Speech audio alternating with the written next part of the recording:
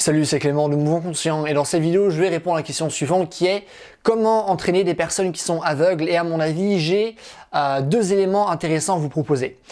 Premièrement, lorsqu'on entraîne une personne qui a un handicap, peu importe l'handicap, que ce soit un handicap visuel ou autre, la plupart des coachs, à mon sens, ont tendance à trop simplifier les choses.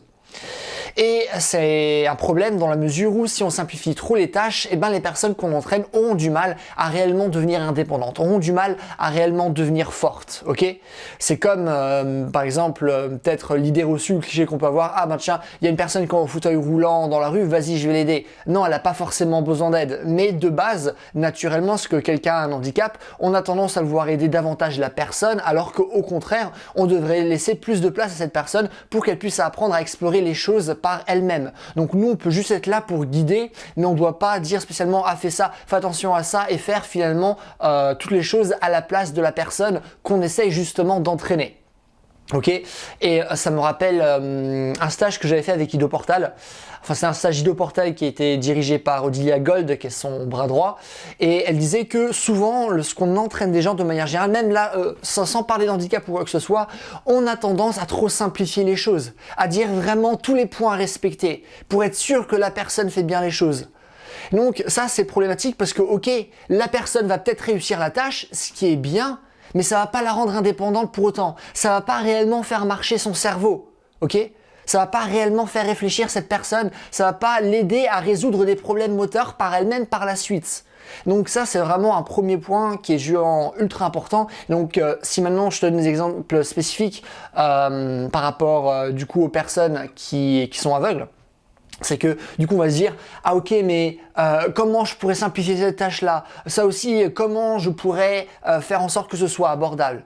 Ce qui serait déjà premièrement intéressant, c'est de voir juste avec une tâche normale comment cette personne va réagir, et en fonction de ça on va changer ou pas la tâche.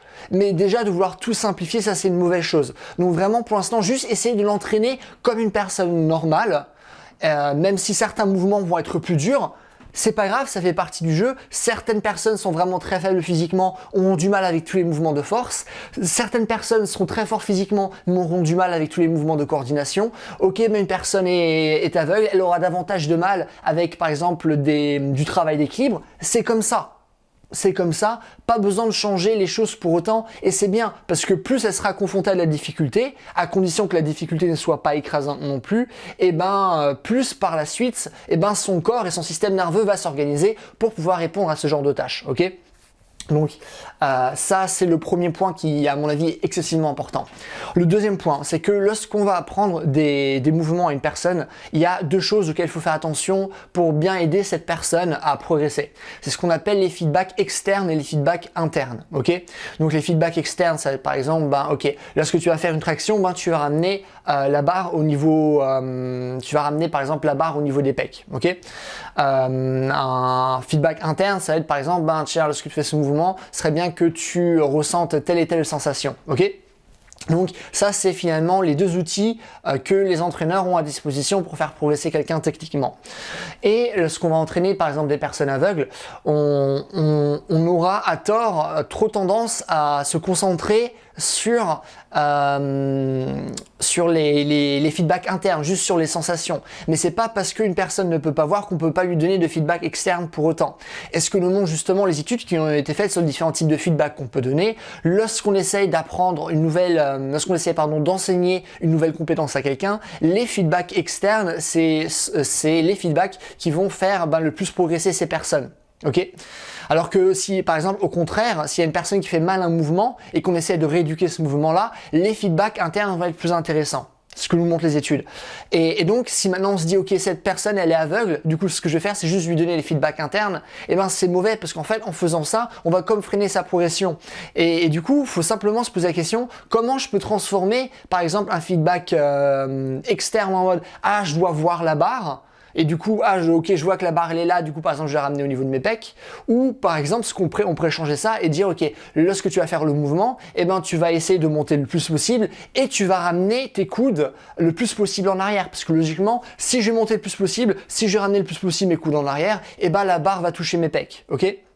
Donc par exemple, c'est clairement pas le meilleur exemple du monde, mais c'est juste un peu pour montrer que c'est pas parce que du coup on entraîne un aveugle qu'on peut pas utiliser le feedback externe pour autant. Et au contraire, faut vraiment se focaliser là-dessus parce que peu importe, les gens, c'est ça qui les fera plus progresser de manière générale, ok.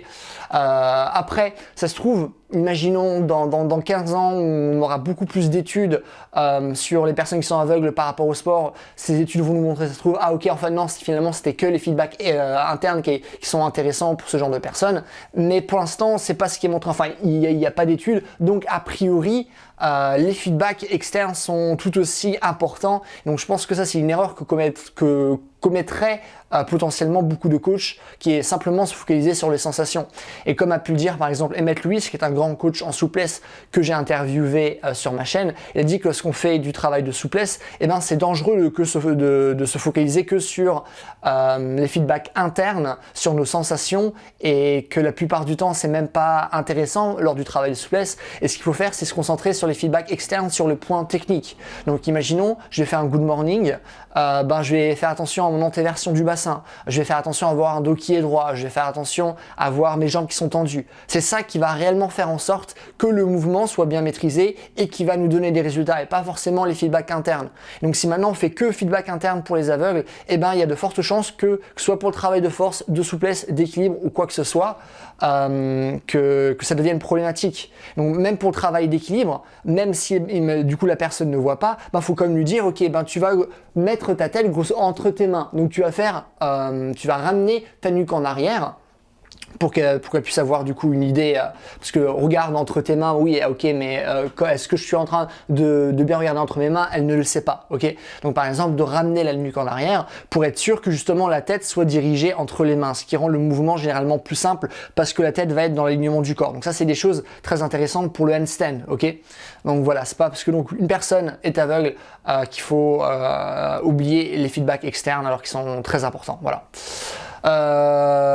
Écoutez, c'est tout, c'est les 2 points que je vais aborder. Je pense que c'est déjà assez intéressant et ça peut permettre de mieux réfléchir, sachant que moi j'ai pas d'expérience du tout avec des personnes qui sont aveugles. Néanmoins, si je devais entraîner une personne aveugle, c'est les points que je respecterai. Voilà. C'est tout. Si vous avez des questions, des choses que vous ne comprenez pas, n'hésitez pas à les mettre dans les commentaires. Je réponds à tout le monde comme d'habitude. Si vous avez aimé la vidéo, n'hésitez pas à mettre un j'aime, comme ça ma vidéo sera mieux répertoriée, ce qui est cool pour moi.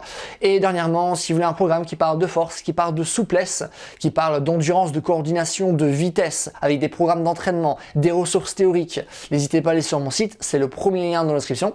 Et voilà, c'est tout. Passez une bonne journée. Bye.